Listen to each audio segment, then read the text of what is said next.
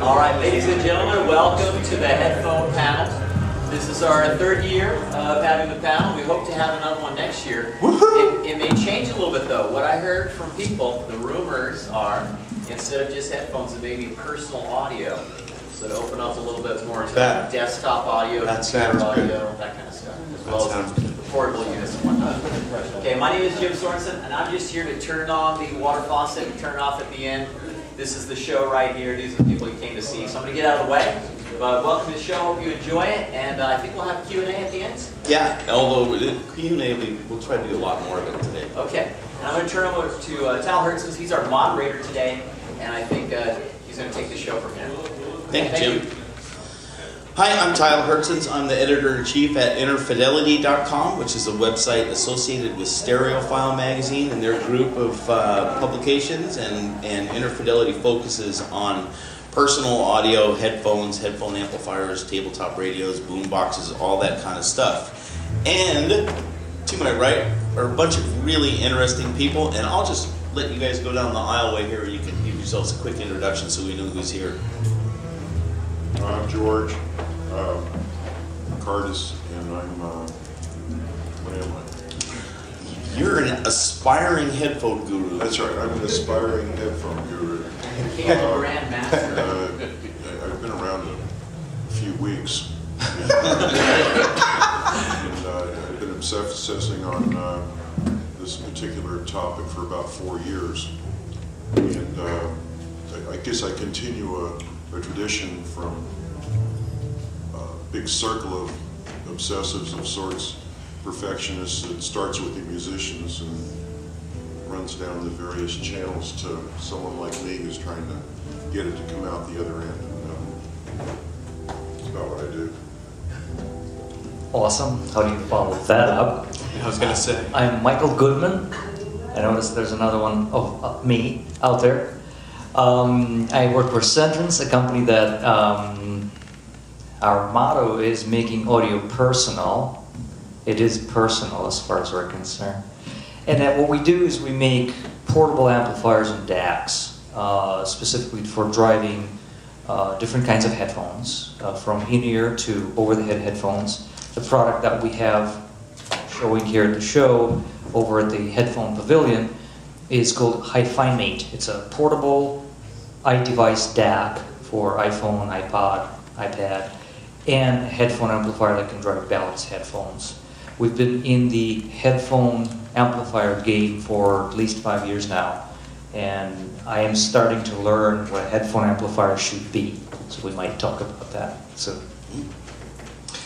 Hey there, my name is Michael Mercer. I am a music and audio journalist. I write for Positive Feedback, HB Soundings, Enjoy the Music, part-time audiophile, but I also write for a leading-edge music news site called The Daily Swarm, where I also have, luckily, an audio column, my Sonic Satori column, which appears in the other magazines. So we really get to reach the music masses. And what we do there is we focus on telling them, look, you can have more. You can turn your iPod into a great sounding source. You can, and we've really been having a lot of luck. As we like to say in our editorial team, we can't believe that most of our readers know what a DAC is now. It only took 3 years. But no, I am a full-time audio evangelist. That's my job.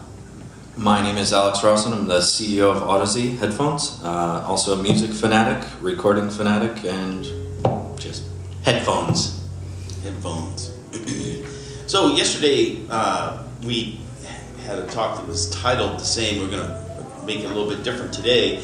But yesterday we talked about how difficult it is to make headphones, and things like, Sennheiser's a big company, there's lots of engineers, and yet their headphones sound different model to model to model. And that the world of headphones is despite the fact that headphones have been around a long time, is still in its early stages. And so today I thought, well, we talked about a past and where we are yesterday. Why not talk about where we might go and what headphones might be about and what the future of headphones is, both short-term and long-term. And so I'm just going to kind of open it up to you guys to express any ideas you might have about what the personal audio world might be like 5, 10, 15 years from now. Interesting. Anyone want to lead? I'm the lowly journalist, but I could get in there. Sounds like you're So, no, this topic, touches me deeply because for years I've been writing editorially about the future of our hobby, and by that I mean high-performance audio. I don't care if it's a pair of Maggies or it's a pair of Odysseys or Stax, or Martin Audio loudspeakers. But personal audio has something that high-end audio never had, which is instant relatability to millions of existing users. And what I mean by that, not this guy calling me on the phone, which I forgot to silence, is that it used to be when someone walked into a store and they didn't have a stereo at home, you'd have to convince them that, hey, you need to buy this, or you should have this because it'll enhance your life, it'll give you better music. But they had nothing to relate it to if they weren't into stereo. Now, I can say, Mr. Jonathan Skull, what do you use? You say, Michael, I use my iPhone. I know you don't. But, I say, great, Mr. Skull. Well, I'll tell you what. You already have the most important part of the system, which is the source, and I'll show you that you can really get a lot more out of this, and that's an instant connection. So he lives with this device every day. He plans his life with it. He plans his appointments. He has his reminders, or at least I do, and calendars and everything. So now we have devices that are attached to our daily lives, and personal audio taps right into that. So I think the future of personal audio is in products like the Van Versa that T.H.E has here, which is an iDevice DAC and headphone amp, and the products that like Michael is doing over at Centrance called the Hi-Fi Mate, which is also an iDevice DAC and headphone amp and can drive a variety of headphones and stuff that Alex is working on. And because he's already provided the best part of it, which is the end, the headphone itself. I really think we're going to start to see companies, the larger companies, see what we're doing in a relatively, still a niche hobby, because Sony just came out with an incredible iDevice DAC and headphone amp. I have it with me. It's amazing. And when I'm in Trader Joe's listening to it, I can't tell you how many people ask me, what is that thing? Do you have your iPhone with you? Sure, I'll show you. I had one guy get on Amazon Prime and buy it right there in front of me through B&H. So the relatability is high, so I think it's going to be more attachment to things we use every day, and hopefully, innovation will come around that. How do we make it not so big in your pocket? How do we make it, it's still a little bit of an inconvenience, so how do we make it more convenient and have sonic integrity? That's where I think the future really is, is going. Anybody else? Yes. So we all know that display technology has advanced a ton in the last 10 years. I mean, we're looking at 4K screens now in the home. And one of the things that I really have my focus on is augmented reality devices. Things where Google Glasses, I really want to get into that and providing the headphones for their devices, as well as 3D audio. So personal 3D audio I think is going to be huge. Surround is already here, but augmented reality with headphones I think is going to be a big thing in the next 5 years. It's exciting stuff. We have music over there. They have a surround setup where you can go listen to headphones. You think you're sitting in a 7.1 system.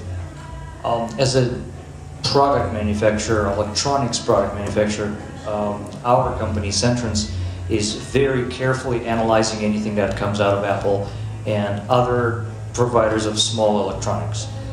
In the last, I would want to say 5 years, there's been a significant jump, probably a quantum leap, in miniaturization technology.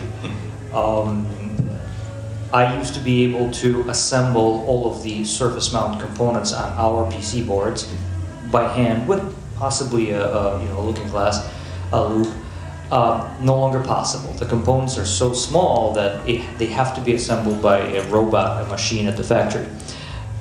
And that is nowhere near where the cutting edge is right now with regards to those phones that are made for Apple and for others in the millions. Miniaturization is the biggest, in my mind, the biggest next step in the evolution of these devices. Right now, in order to get high quality sound into my ears, I have to put in headphones which have considerable weight. I'm not going to point any fingers, but a whole bunch of over-the-head headphones have considerable weight. I don't like that. I want something that is unobtrusive, easy to handle.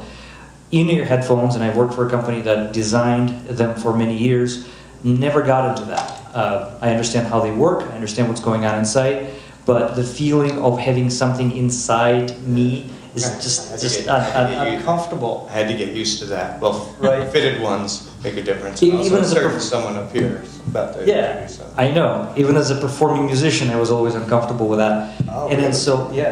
so really looking forward to in-ear headphone technology moving in a different direction, and that's where electronics, miniaturization, and in-ear technology is going to, I think, meld, connect, and deliver devices that are really not a giant stereo system you have to carry on your head.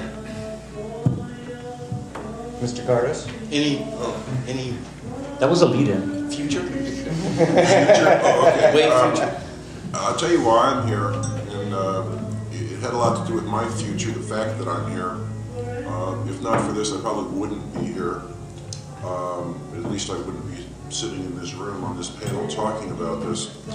That I noticed in the previous panel they talked about high-end audio. The high-end audio, like everything else, is becoming commercialized, and the focus is going away from helping the musicians reproduce their music. Amen. And there's no action, it was like, oh yeah, so we make nice products, we make money, and life goes on, and we got a few buddies and one thing or another, but it became sort of, for me, a little stagnant. I mean, pretty much you got to the point of diminishing return on figuring out the puzzles and whatnot.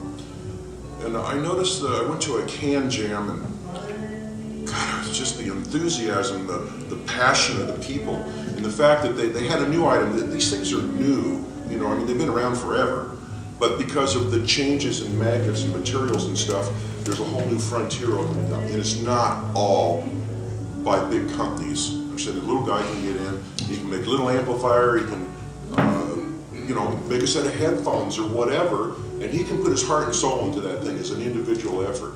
His passion continues into his product from the music and the musicians he listens to. And I'll stop there. Is that all right? Yeah, that's good. Stop. No, come on. No, I will mention that Alex and Michael Goodwin and myself, all three of us, started essentially one-man companies related to headphones, and have made a go of it. So what George said is absolutely true. I want to say a couple things about the future of headphones. I think two separate little subjects, and then we're going to open up to quite just a general question and answer session. The first one is, in our minds, as we look at the world around us and listen to the world around us, we don't separate sound from what we see. We don't separate vision from the auditory experience. It is we have these particular two senses that reach out, and we accumulate knowledge about the world using both of them simultaneously and essentially seamlessly. And so to look at the audio world or the home theater world or the video world or the audio world, and with some degree of separation between those two, kind of denies the actuality of what it is that we're actually talking about, which is people experiencing the world around us through sound and sight. And so I think one of the things we're going to see in the future is especially in personal audio, a much tighter coupling between sight and sound with products like, for example, the Google Glass. And this product, through its ability to give you visual and auditory information, augments reality, which is what Alex was talking about, this augmented reality idea. There's a product called the Oculus Rift. That's the name. Oculus Rift. The Oculus Rift is this guy. He said, "Hey, I can make a virtual reality headset with a pair of ski goggles and an iPad, and with some lenses in between. If I divide the iPad screen in half and put one left and right, you just duct tape this thing I'd together. hate to be his marketing guy. Huh? I'd hate to be his marketing guy. Well, this guy is now going ballistic. He did a Kickstarter campaign and raised, I don't know, like $20 million or something like that. They produced, I think it's 10,000 beta units of this.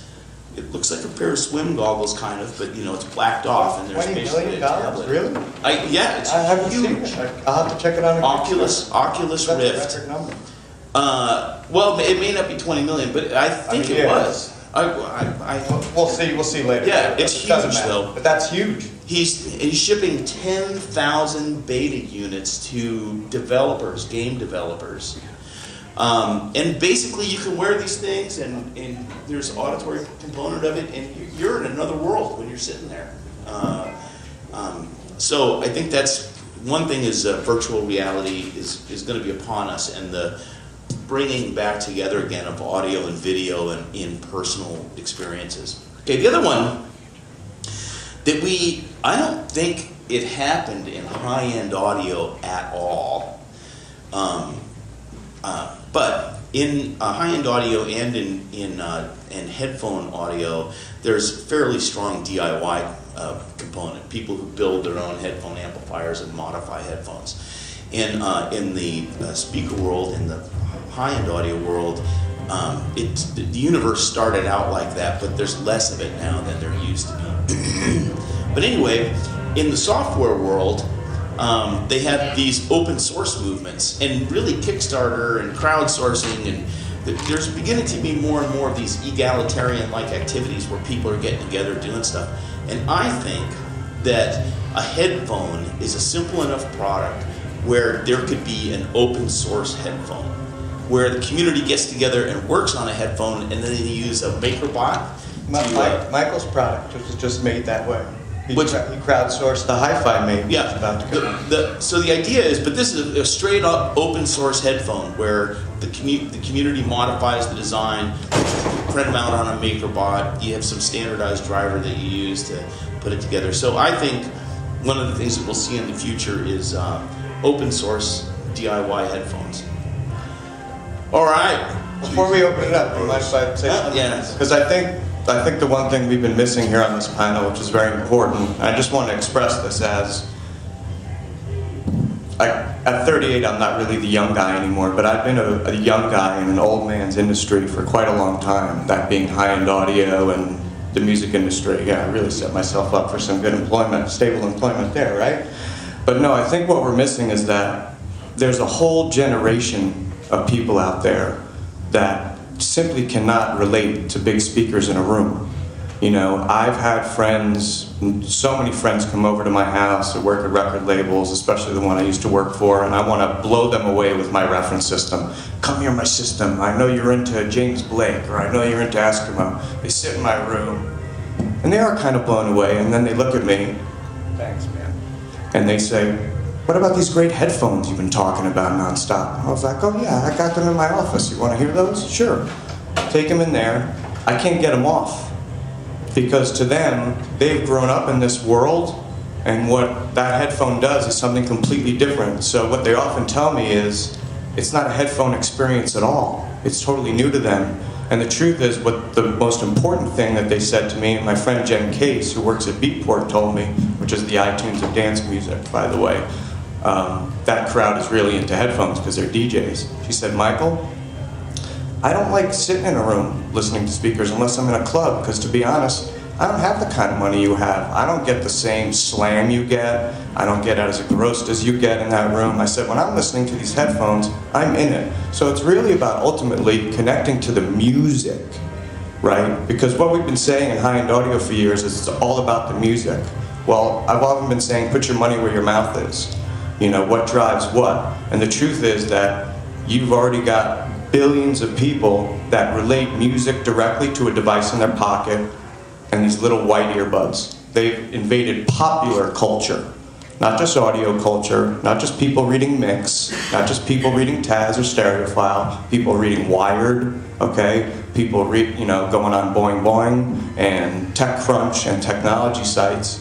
I mean, I really think that that's going to drive this from a niche to a bigger market. Because Andy, as you said, people can poo-poo Beats by Dre all they want, but if it wasn't for them, none of us would really be here doing this. And I'm not talking about their quality, but You know,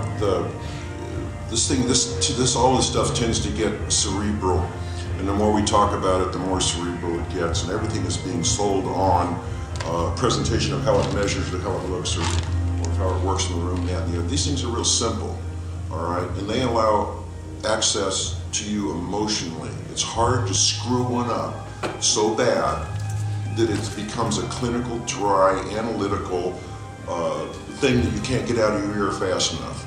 Now, the development in these things, like I say, is really new, and the only people that really got into it correct me if I'm wrong here, but the Ultimate Ears guys, what is his name? Jerry Harvey. Jerry Harvey. All right, and these guys are sincere people, and they were asked this about references yesterday, and I had to hold myself back a little because, in a sense, if you're talking about music monitors, if you're someone on stage or something like that, it's the perfect device. You know, it measures flat, it's got a lot of cut through, you know, that they can pick themselves out of the mix, they can do whatever the heck they want. But what they want to do more than anything else, and you ask any one of them, is get the damn thing out of their ear when they're done. Yep. All right? Because it's not musical. All right? I mean, it's clinically correct, it's flat, because the sense of time got lost. His objectives were different, so I'm not being critical. He achieved the goal he was after. You know, but the musicality of these things, the feel, the ability to put in your ears and just drift off and that sort of stuff hasn't been so spoiled. So my objective was more along those lines, is to make it feel like it's music's done. Not like there's something in your ear that you got a bee in your ear or something, you know. And I think there's a tremendous future because that's what you're looking for. a new experience Well, to emotionally draw you in. I think it really is to. It's been said about headphones for a long time, but given a competent pair of headphones, the performance you can get out of a pair of headphones is about 10 times the performance you get out of an equally priced speaker system. Or a different way of putting it, you have to put 10 times more money into a speaker system than you do to put a headphone system to get a roughly equivalent experience. But typically a headphone system is a single driver thing. Now the one we were talking about wasn't, but typically they're very simple. They don't have a lot of crossovers and so on and so forth, and they end up being a two-pole device. You know, I mean, they've got a certain top end limit and they've got a certain bottom end limit where they go, and it's like a little two-way loudspeaker, and it just that they sound, you know, I mean, they're just right. I mean, they really are right. They're not substandard. You're not substandard in your experience because you're using something like this. No. Okay, so I'm going to open it up to questions. Yes. Speaking of mic, can people hear me?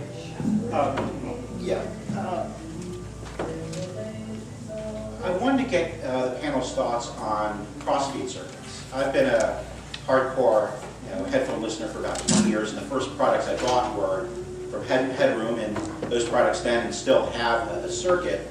And the theory behind crossfeed, for those people who aren't familiar with it, is that when you listen to speakers, yes, the sound coming out of the right speaker is primarily heard by your right ear, the sound coming out of the left speaker is primarily heard by your left ear, but your right ear does hear some of the sound from the left speaker. It arrives slightly delayed and attenuated. And same thing with your left ear hearing part of the right speaker. And that is important in your ability to detect stereo imaging. With headphone listening, where the right channel is completely isolated and only heard through the right ear, and the left channel is completely isolated and only heard through the left ear, you don't get those types of cues, and at least in theory, the listening is more fatiguing and less natural. So I want to get your thoughts as to why the adoption of that has not been more widespread, why people haven't taken advantage of digital technology. I mean, the Smythe Realizer is a phenomenal product. It's $3,000. I know Dolby tried with Dolby Headphone, but you don't see that very much often. I know DTS has come up with something that wowed people at CES, which allows Headphone complete X. surround sound. I'm going there tomorrow, by the way, or Monday. But where's the iPhone app that allows me to listen to my iTunes collection and adjust the crossfeed. And do you think the goal of headphone listening should be to replicate the sound of a good pair of speakers in a good room, or should it be something completely different? Well, first I wanted to tell you about, I also really enjoyed the crossfeed, which was T.H.E's company that introduced that. As a matter of fact, there's a great small headphone amp that came out pretty recently by the Hi-Fi company called the ICANN. And they don't call it crossfeed, but they've got, what I love about it is, like Michael's product coming up, is they've kind of looked at people like you that are looking for certain things, and they've got what they're calling a 3D imaging, and it's basically crossfeed. And as a matter of fact, when I'm listening to my LCD3s with the Hi-Fi ICANN, I prefer it with that on because I used to like the crossfeed. Now that said, there are some times when I'm listening critically that of course I kill it because I really want to be immersed in the experience, and I don't necessarily come from listening to a headphone with the desire to approximate a stereo system sound. Meaning, to me, headphones are just a completely different experience. But I think that you're going to start to see a lot more products that have sound shaping, that have things very similar to what you're saying, because the ICANN's making a big splash, and Mike with the Hi-Fi Mate is going to make a big splash. He's very humble about it, but it is. And you're gonna see more of those products. So don't you worry, they're coming back because a lot of people have taken lessons from that man over there.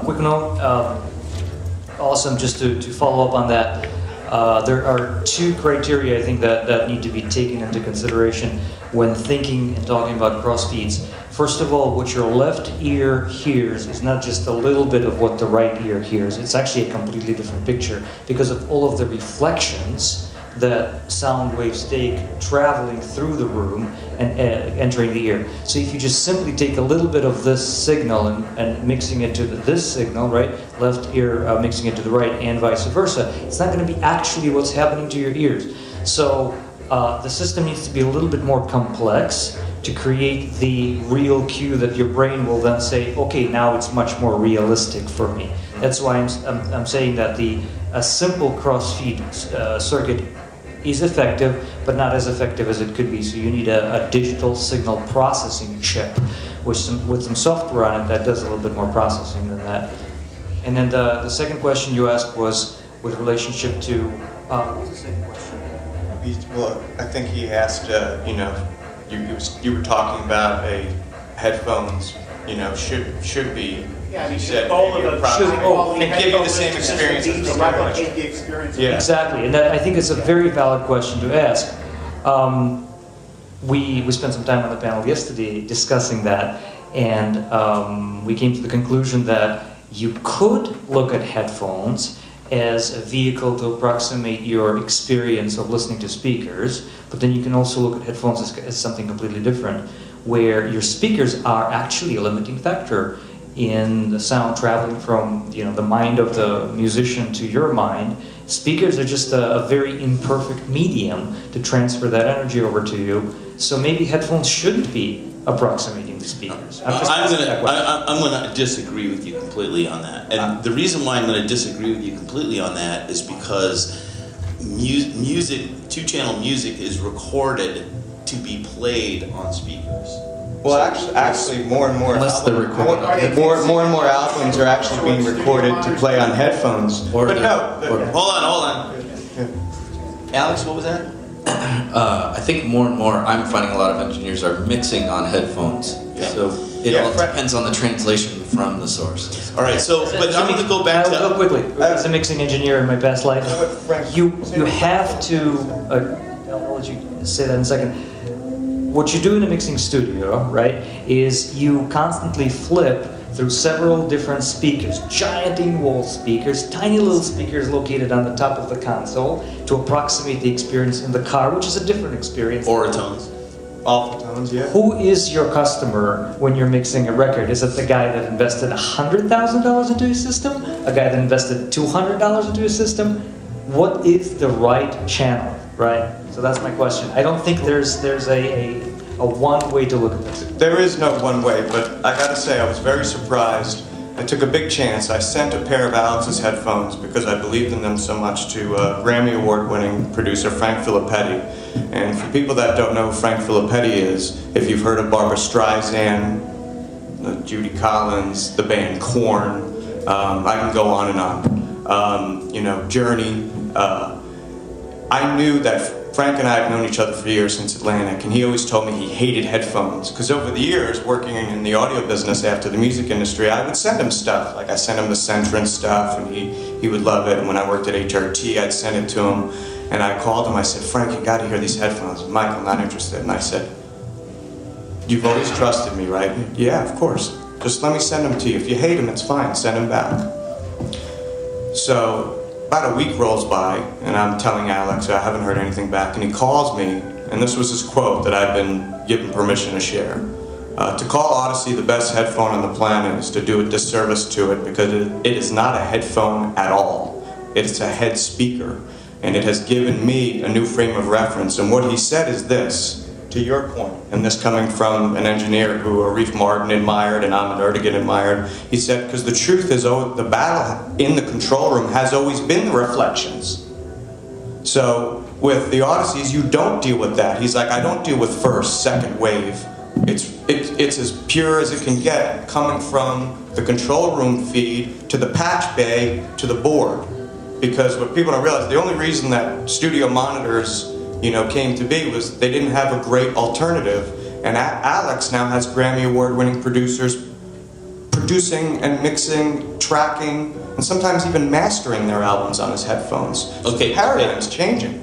The problem with that concept is in my view this: forever that humans have been around, hominids have been around, we've been listening to sound and localizing sound binaurally with the cues, arrival time cues that our ears occurring.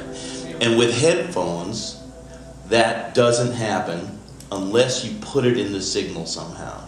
And if in the recording studio you put those binaural cues in the headphones, then you make the play of that track inappropriate for speakers. Well, no, I mean, I gotta say... Wait. I disagree. Okay, but I want to go way back to your actual question, okay, about crossfeed circuits, because this is something I know a little bit about.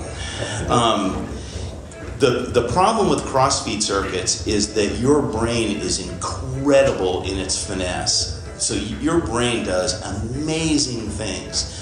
And the most important thing in hearing psychoacoustic cues and localizing sound around you is your ability to move your head relative to where the sounds are coming from. So it's not the cues, it's not the time delay that, for example, one of many cues, it's not the time delay between your ears that tells you a sound that's coming from over there.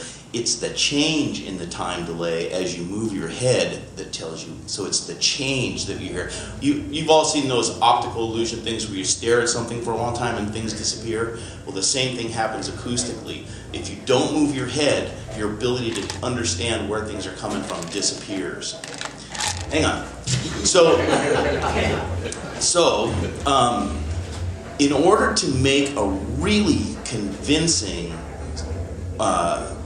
virtualization, you have to do a lot of things, including, and most importantly, head movement relative to some spatial framework.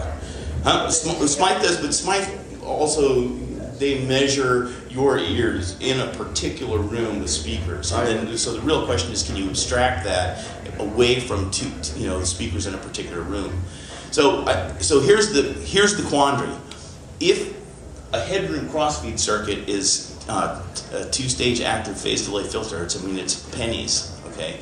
So if that gets you 80% of the way there, and then to get the next 20%, you got to put head trackers on and DSP and all that kind of stuff. Well, where do you want to settle out in between those two? So crossfeed is very, very complex to do right, but you can do it simply and get some benefit. And then the question is, how much do you want to try it? Go ahead. Okay.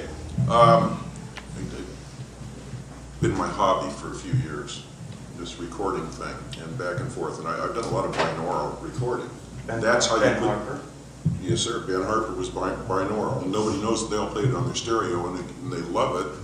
And nobody tells them, shh, don't tell them. That was done binaural. Okay, it does play back on the stereo. Now, I did a lot of experimentation in recording with 2 microphones, all right, even omnis, with nothing but a divider between them, you know, and it didn't have to look like a head, it could be anything else.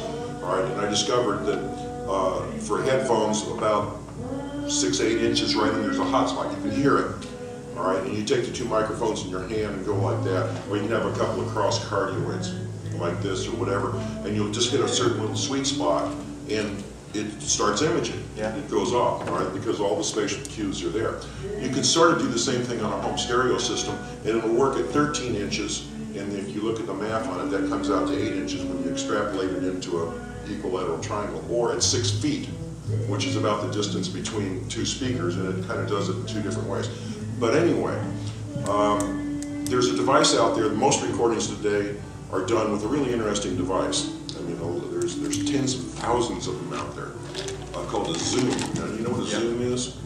And Zooms are Zooms. wow. You know, so in a Zoom is this little 96K 24-bit recorder. It's got a couple of cross cardioids, and you can set it at 90 or 120, or you can. It's got a couple of angle adjustments. So what you said now, we're talking about putting the spatial cues in. I made an amazing recording with a Zoom on the end of a pole.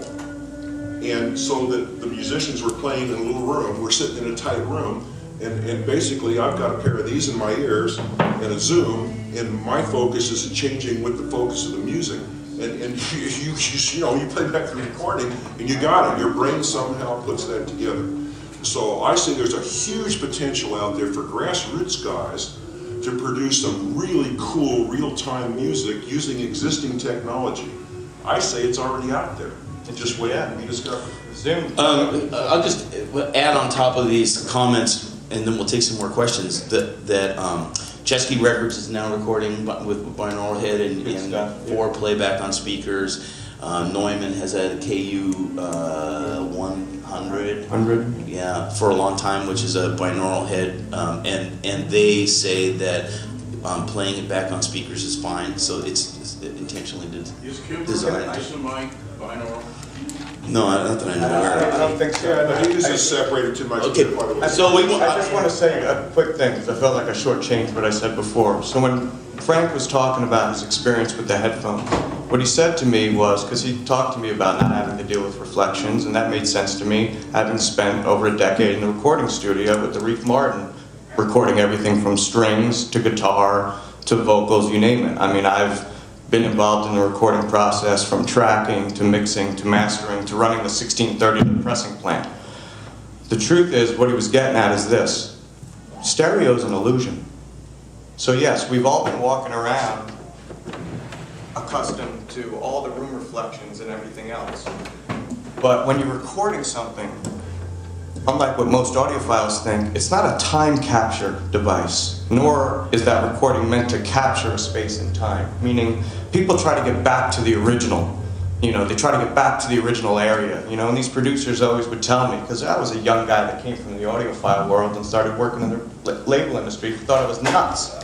You know, I thought everyone would have great systems, and all these executives had rack systems, because at the end, it's really about the music. And for an engineer, a producer engineer like Frank Filippetti, what it's about is taking away everything between him and that horn and that cymbal and that drum and everything, and being able to do exactly what he wants to do with it in the control room. And when you don't have, you already have reflections in the control room, in the live room.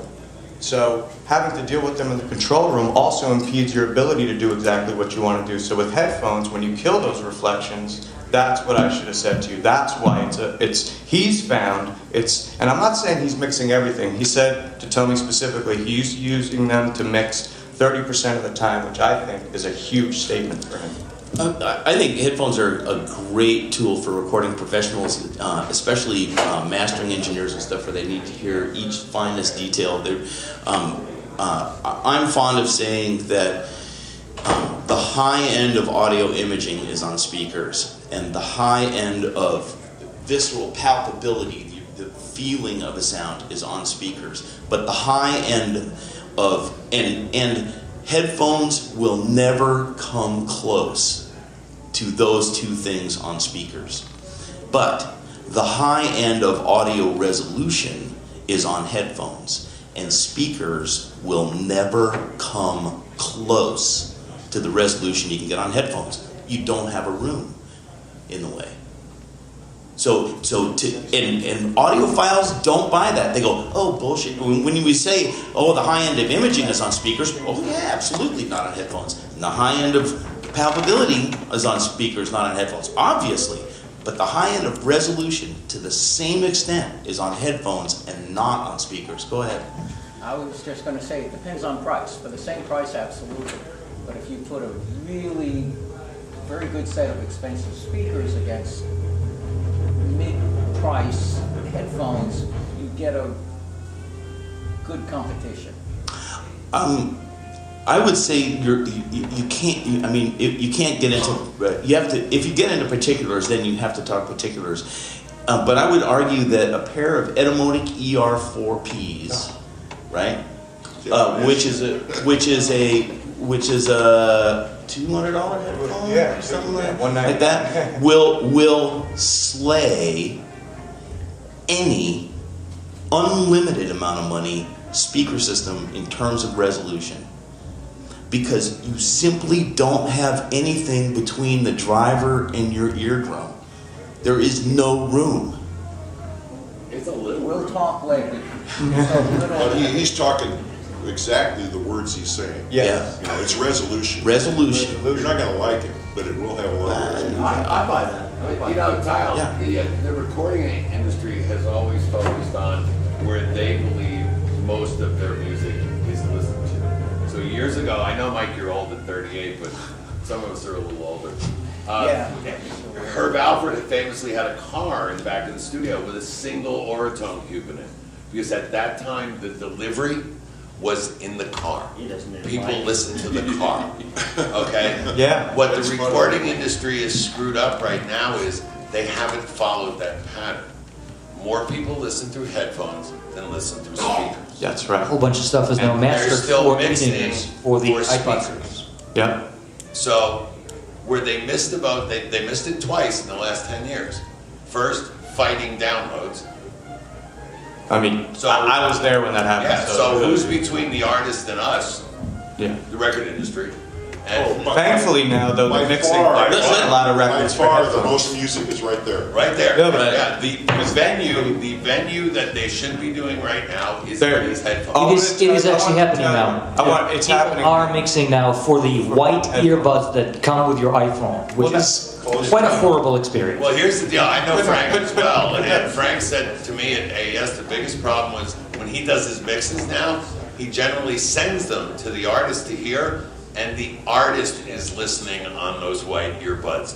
And it annoys the engineers because the artist doesn't know that you can have better things in your ear. Right. But it's really the recording industry that's missing the boat by not mixing for headphones. Well, I was going to tell you that there's a new initiative, I can't say who, but they're a major, and they've actually really focused on it. And it was funny because a friend of mine who works there sent me some albums, didn't say anything to me.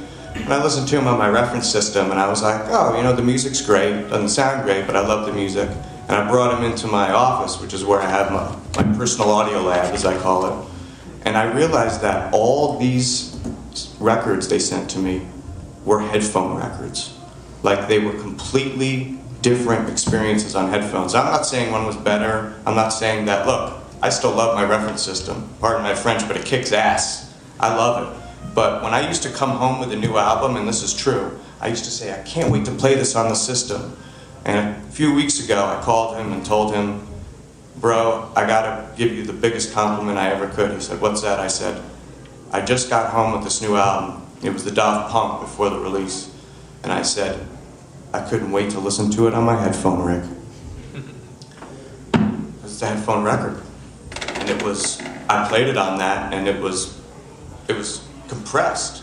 And it Okay. was just glorious. Oh, Alex? I think we might see in the near future, DSPs coming to a lot of play on your phones as X, and potentially getting the translation of what that mixing engineer and mastering engineer are really trying to accomplish within a DSP, and then basically calibrate it to whatever headphones you want. So a lot of headphone manufacturers supplying curves to get these perfect translations, or at least to the capability of the drivers of the headphones. Golden Ears, a Japanese or Chinese? Korean.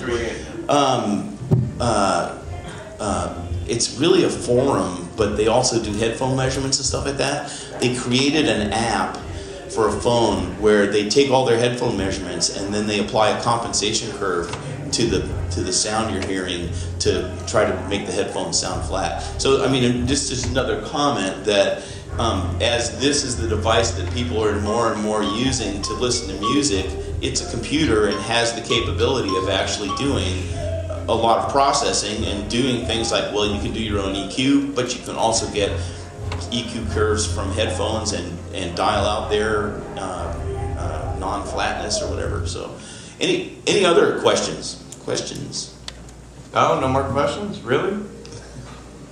How long before we'll be able to download either the speaker mix or the headphone mix or both? How long? But in which format? And, which certification? Dolby, DTS, Direct. Right. Yeah, the tricky bit is that I think the continuity between everything and really from the source, how they're going to do the transcodes into each one of those formats. it may be that the original format is not listenable, and then you have to put it through something for speakers or something for headphones or something for in-ear headphones as opposed to over-ear And headphones. who's going to own the license on the firmware? Huh? Who's going to own the license on the firmware? But then another way you can look at this, and I think this is a brilliant idea, the record industry now has an opportunity to release 3 different CDs for every performer.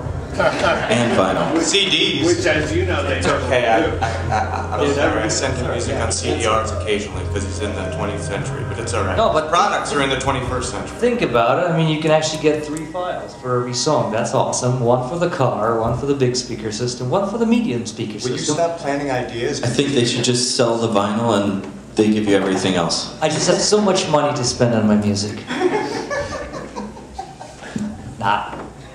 Questions? Any other questions? Nobody. Come on. That's all right. Well, I know that my friend John out there has the Stax 09s and the tall woo, and I often have people tell me, well, and I've actually had people, I hate to say this, and I've never named names because no, listen, this industry is my family. They've watched me grow up, and I've worked very hard to gain the respect, and I respect a lot of people in this business. But the truth is, I'm sick and tired of people coming up to me and saying, Michael, why are you so focused on this personal audio thing? There's no money there. And besides, no one older than you is interested. And I said, oh, really? I was at an LA Audiophile Society event where I was probably the youngest by 20 years. I brought my Odyssey LCD3s, an ALO International headphone amp, and the Astle and Kern high-res player. And Mr. President, Bob Levy will back me up on this when I say that I had a longer line to listen to my rig than the line going in to hear the big system in there, because these guys couldn't believe how good it could get. I had one guy tell me that it sounded like, and John heard this, sounded like his $100,000 system at home. Now listen, this is all subjective, because that's why I don't argue about it. Just let me finish here. When a guy like John, who's got a stellar system, and I mean EAR, which is one of my favorite lines, and everything, things that I own, and he gets it, I say to the people that say, well, people that are older don't get it, I just say, look, it's so short-sighted, because we're not trying to replace speakers. We're not trying to, what the high-end audio industry doesn't get, and I'm sorry to get now fired up, but here it comes. As I just wrote on Audiohead, an article called Common Ground is this. What the high-end audio industry doesn't get is now they're trying to go to the top 1% because they have the money. Good luck with that. What the high-end audio industry isn't recognizing is that while there are young people into high-end headphones, sure, they're into headphones, right?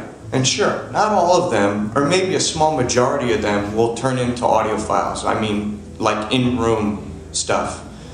But what kind of percentage do you think you're going to pull out of that pool who are kids that are already into audio and already know, by the way, more technically than most of the audio writers out there? Don't you think that pool is a much better pool to go to get future audiophiles? Even if you don't get a lot of them, there's 1.5 million unique visitors to Headphone a month, okay? There's 200,000 members, and the Headfighters that are here, these guys have taught me more about personal audio from a technical standpoint than I ever learned from any high-end audio magazine. I mean from an educational standpoint. All right, Michael. You know?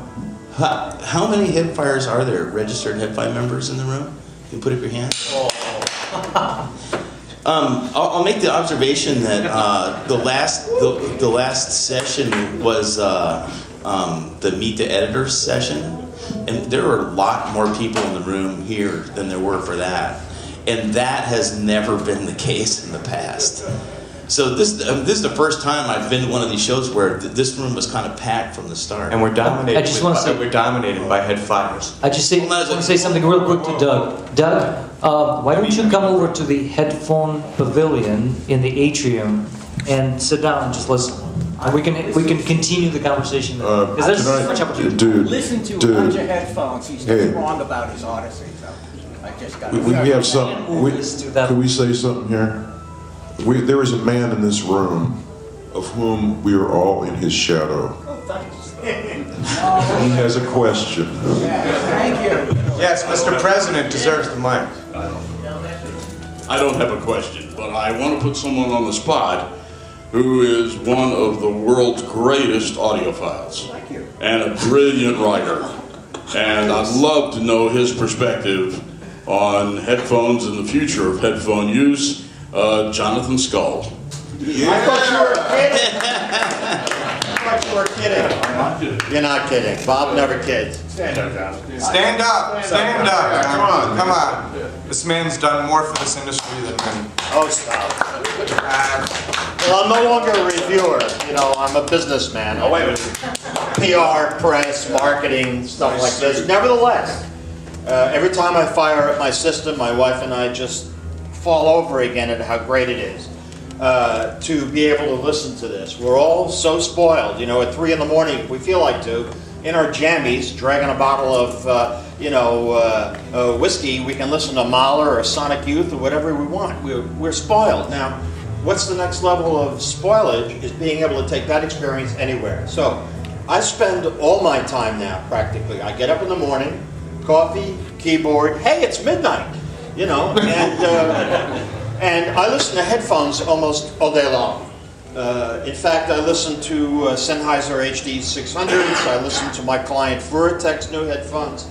But Steve Guttenberg came over with Odyssey and with Hi-Fi Man headphones, and it was a real education to listen to closed back, open back, and I found that there's a tremendous variety. In fact, Steve makes a point that a lot of the headphones from the same manufacturer, they all sound different, and why that is he doesn't know, and neither do I, but it perhaps is not a question for right now. But I feel strongly, as great as my system, I left stereophile with a great system, and very spoiled and so on, I love headphone listening. And I agree totally that highest resolution comes directly into that little room in your ear. And I think the future is very bright for that, as there are unintended consequences all over the place. Like you mentioned, the music industry having destroyed our distribution